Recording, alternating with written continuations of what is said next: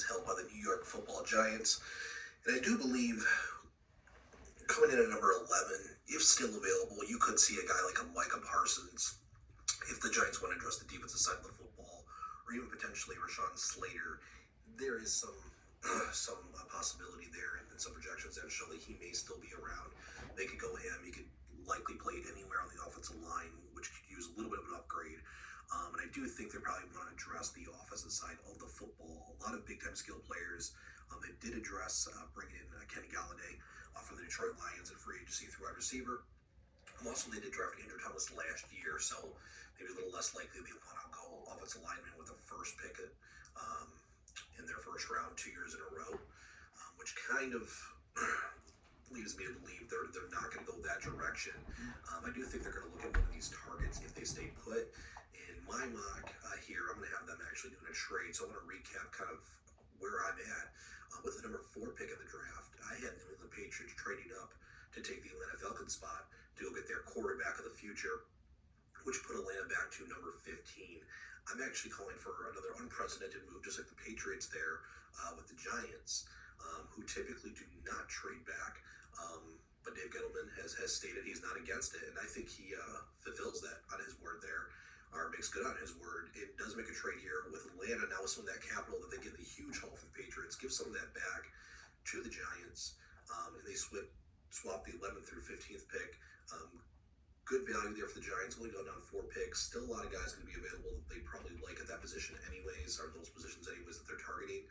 And the Falcons get to come up. I think they do this because they see that Kyle Pitts still on the board. I'm a tight end, and that's why I have being mocked here. The Falcons now taking Kyle Pitts, who some are saying they might need to take a 4. It is very possible Kyle Pitts doesn't get out of the top 10 and goes very high. He's a Travis Kelce-like prospect. I think that's probably his best comparable. Obviously, that's the best upside case. That's what people see in him. I think he is probably one of the better tight end prospects that come out of college from year to year that we typically see.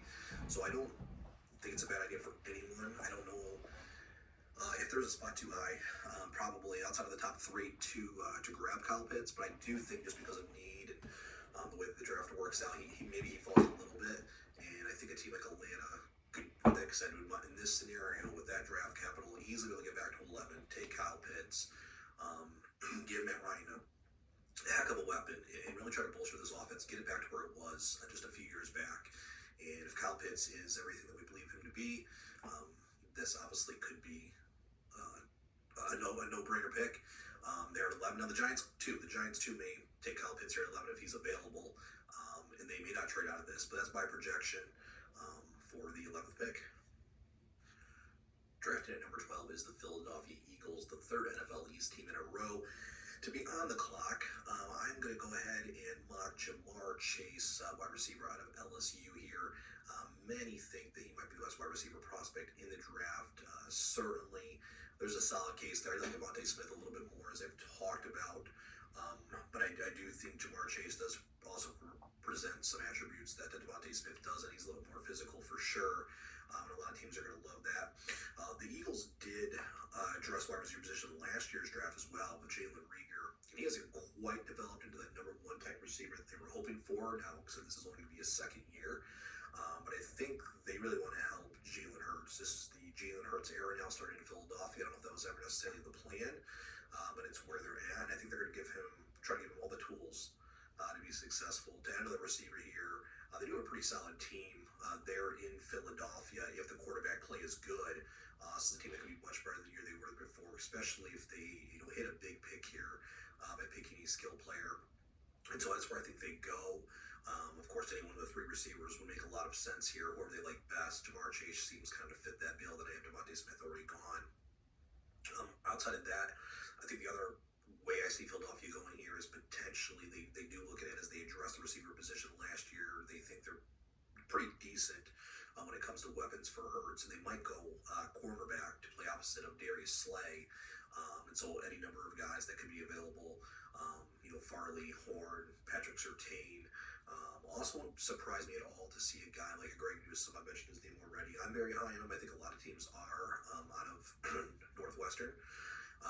Just one of those guys we see that draft all the year.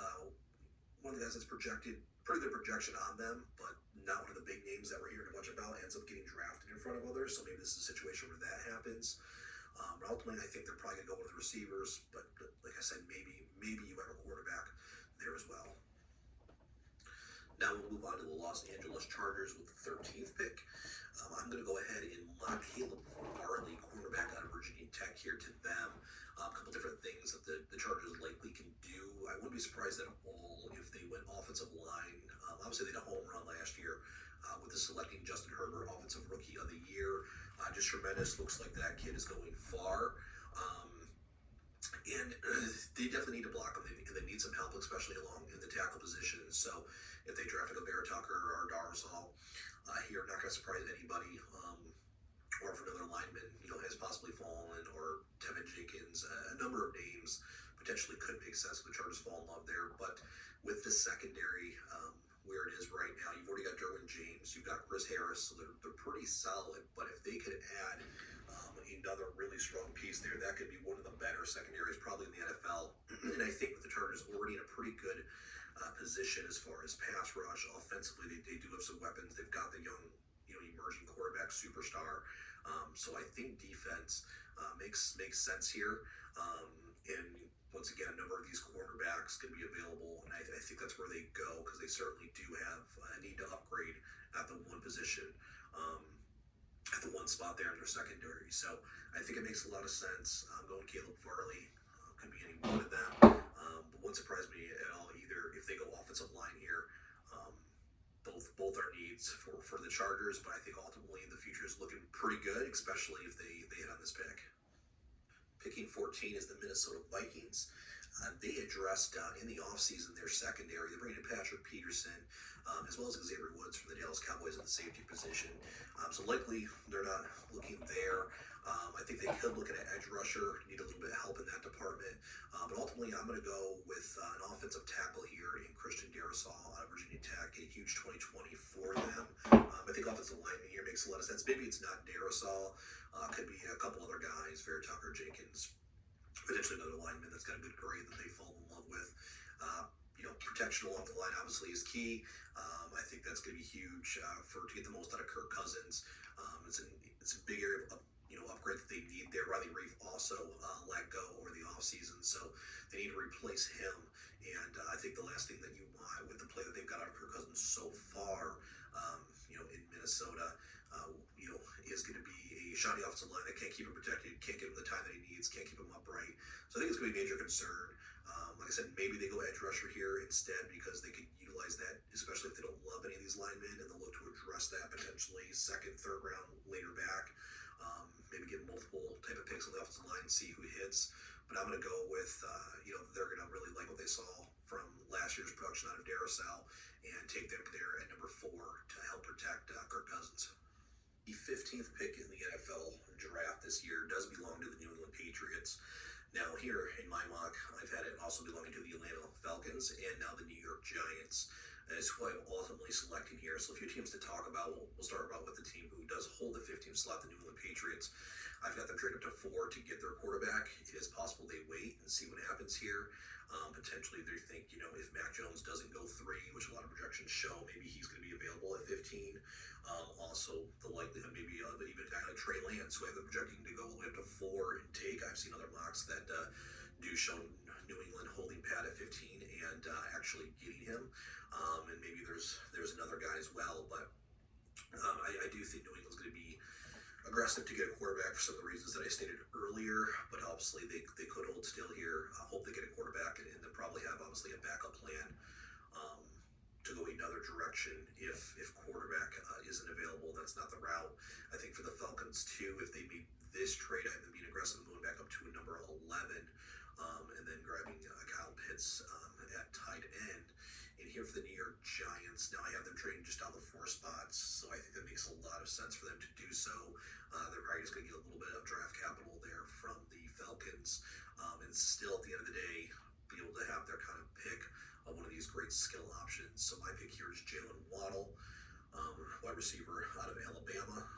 Some like him even more due to the physicality. So there are things that he brings over Devontae Smith, although he doesn't have quite the height, doesn't have quite the highlight reel Smith was able to post, especially as that season grew along there last year and ended in the national championship game. But Waddle's act for prospect. He's got a lot of NFL drafts. Could be the first receiver off the board type of guy. And he may still very well be the first receiver off the board, but possibly a top 10. I've got him falling a little bit just because of the other skill weapons. Because I've already got 3 big skill weapons guys, including, Kyle Pitts, a tight end, gone here. So I think he's still available.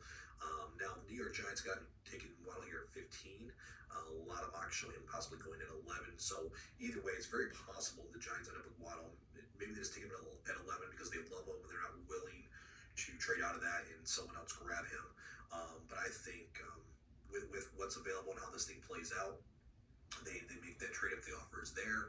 I think it makes a lot of sense all around. So a lot of moving parts here for me to get this one right. But at the end of the day, I think Jalen Waddle, they would like to add another weapon for Daniel Jones. They did get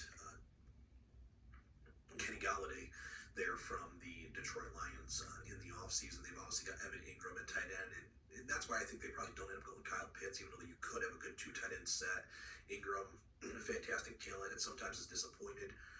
Not lived up, I think, quite to the hype and quite to his ability game by game. So potentially you could go there, but ultimately I think, hey, just give Daniel Jones another weapon. Outside of that, the Giants have got a rather decent team. Even as bad as the NFC East was, I think it's kind of the feeling for a lot of NFC East teams. They're just a part or 2 away, and maybe for some teams just staying healthy for being a much more competitive division, especially if they make good on these picks here in this first round. The Arizona Cardinals are on the clock at number 16. Protect your young quarterback, Kyler Murray. You got to keep him upright. He showed the flashes of greatness. He showed the skill, the ability that he can lead your team. My big question, many of our big questions, is can they keep him upright? Can he stay healthy? The way that he plays, his size. But if he's out there, if he's protected, you see greatness. You see a guy who possibly can be this team's franchise quarterback for decade plus. So I think protect him. Elijah Vera Tucker, the guard, who does have that ability to kind of move around the line. They need to really bolster that line in a couple spots. So I think Vera Tucker, with his flexibility, that makes all the sense in the world. If he's there at 16, I really do think that's probably the pick. If he's potentially gone prior to that pick, which is very much a possibility, they still may take one of the other linemen. There's still quite a grouping of really solid, graded offensive linemen in this draft. But if they feel like one isn't going to fit their biggest needs and fit kind of in their line, then maybe they don't go O-line, and then they would go probably corner. They lost Patrick Peterson in the offseason, who's been a staple for them in their secondary, and there's still likely going to be some great corner prospects here, potentially Horn or Farley, maybe even Surtain available, so they could take one of them for sure and make that the pick as well. But I'm going to say that they do address the offensive line, and like I said, Vera Tucker just makes all the sense in the world, the Cardinals, if he's there. So that's my pick. The Las Vegas Raiders hold the 17th slot in this year's NFL draft, and the Raiders is a pretty tough one to pick here, tough one to call. They could go a number of different options here for the Raiders. I think they could address the offensive line. They lost quite a few pieces from last year's starting group. They can go linebacker. Really every level of the defense actually needs to be addressed in some form or the other. I'm going to have them going cornerback here and taking J.C. Horn. I think he might be the best player left on the board at this point, and whether that ends up being Horn or if it ends up being Farley, because he does drop. I think he's a little better of a talent, a little more upside there with Farley. But he had that back surgery, so there's concern there. Ultimately, I have him going higher. I don't think it's going to be enough concern for him to really slide. And he projects a little bit better than Horn, but some scouts, it sounds like, are really falling in love with Horn. I think the Raiders would like him. The Raiders were 26 in passing defense last year, giving up over 263 yards a game, so it's certainly an area of need. I kind of like what they're doing at safety there with Abrams and Heath. They're at least pretty solid there, but the corners need to be addressed. I think that he's trying to get a really talented guy, trying to get a guy who can go with the number ones in the league, and they don't have that right now. And J.C. Horn, or maybe even a Farley, I think could be one of those type of guys that they're going to hope for, at least upgrade the position. So I think that's probably where my projection is just that they're going to go. I don't think they're wrong in going any one of those spots. Derek Carr, I think, is a really good quarterback in this league, so giving more protection works. It probably just depends on who's available that they've scouted and kind of where those guys lie on their big board as far as offensive linemen, linebackers, and corners. I would be a little surprised, and then probably against if they went anywhere else. But all three of those positions make sense for them, and that's why maybe even trading down a little bit, maybe to the back end of the first round, potentially could make some sense here too for Vegas if the right deal came along. Just because I think they have those three glaring needs, and they probably, if they're comfortable taking any one of those spots, can get some good value there at the end. But here I'm staying pat and going with J.C. Horn. The Miami Dolphins are picking at number 18. At number 6, I already had them taking Devontae Smith, wide receiver, in this draft. And through the offseason, they also addressed the wide receiver position as well in the offense. So I think with them already investing in the offense through the offseason, through the first pick in the draft, I do think they probably go defense here. They've got some needs. The defense was great in 2020. Brian Flores looks to be the real deal head coach, at least up to this point. So I think they'll probably go somewhere in the front 7 of the defense. That's going to be kind of the tough part to pick. I'm going to go ahead and mock that they take Jeremiah. Let's just call him Jock. I'm not going to try to pronounce that rest of his name there, from Notre Dame. Fairly highly touted guy. If he's still available, and he may not be here at 18, because he has some really good projections. Not quite Micah Parsons, but certainly the second best linebacker projected. But there's a number of them too. There's quite a few good first round graded linebackers, and so maybe the Dolphins think another guy's a better fit, or maybe they go another guy if Jock isn't available there at linebacker. They could also go for one of the edge rushers that are going to be available. A couple nice options, and guys like Pay and Phillips could be the spot here. But I think if Jock is available at 18, linebacker makes all the sense there, and I do think it's going to be someone probably within that front defensive 7 that gets taken.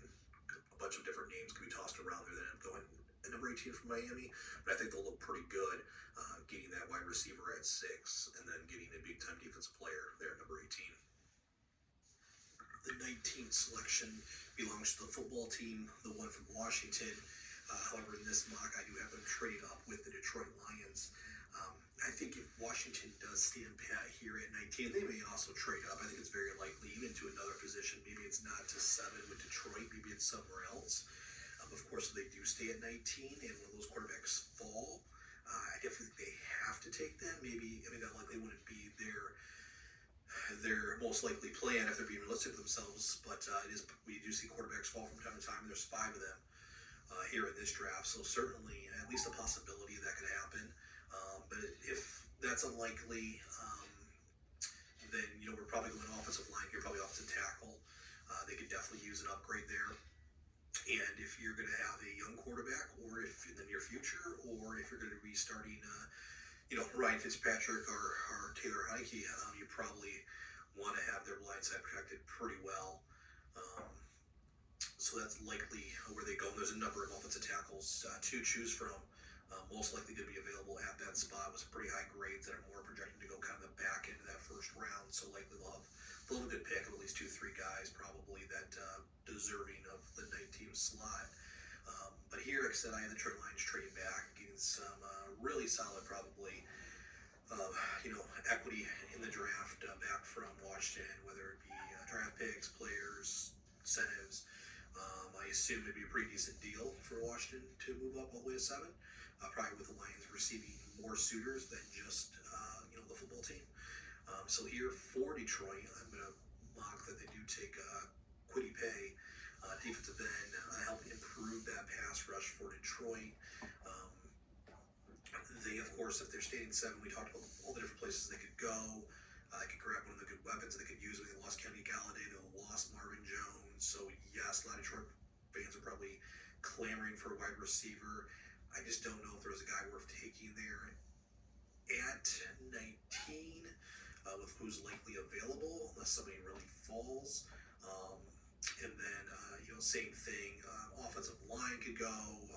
I already talked about they stayed up in the draft. Even a guy like Micah Parsons, obviously, would make some sense there for Detroit. But here at 19, if this is the way it plays out, I think they end up in a position where pass rush was kind of a thing of weakness there for Detroit, and could definitely be, you go with a guy like Quiddy Pay from Michigan, in-state guy, I think would make some sense for them.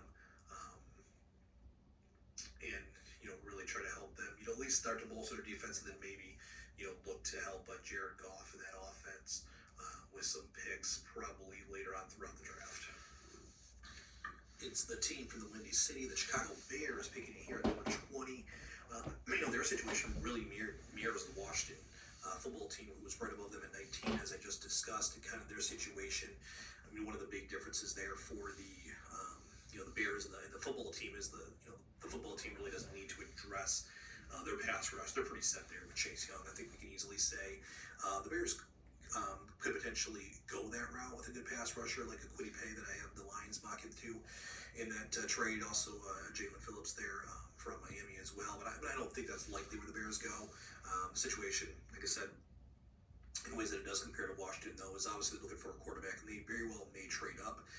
My hunch on things just told me to, have Washington pull that trigger. Maybe they both pull that trigger and are able to move up and get a quarterback. Chicago really needs one. I don't know if we can realistically expect Andy Dalton just to be the guy. He doesn't really have a competition. They're not even in a situation where it's Andy Dalton versus another veteran or a young guy that hasn't really panned out yet. Didn't get renewed for like a second contract type thing to go compete with Andy Dalton. It's just Andy Dalton's team right now, and I just can't see the Bears being that okay with that, but maybe they are. They're going to have to probably trade up. You would think, maybe they're in a situation where they love a guy like a Kellen Mond. Could have got creative there and mocked Kellen Mond there to the Bears. Not doing that. So really similar situation there to Washington in that regards, and also with them needing offensive line help, specifically, at tackle as a position as well. Where I think, like I said, Washington does stay pat at 9. They might go to the tackle position. I think they probably would. Same thing for the Bears. So since I do have them staying at 20, I have them taking Tevin Jenkins off to tackle from Oklahoma State.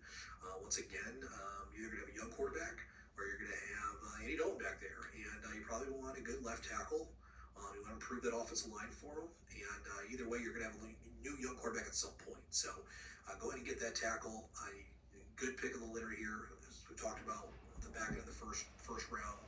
Good number of first round graded offensive tackles. So I think they take their pick. Tevin Jenkins, to me, is just probably the one I like the most of the guys that are available here. But they're obviously going to do their due diligence, vet these guys, probably do their pro days, and maybe they go with another one of these highly acclaimed offensive tackles, and maybe it's not Jenkins, but that's what I have them at least doing here in this box.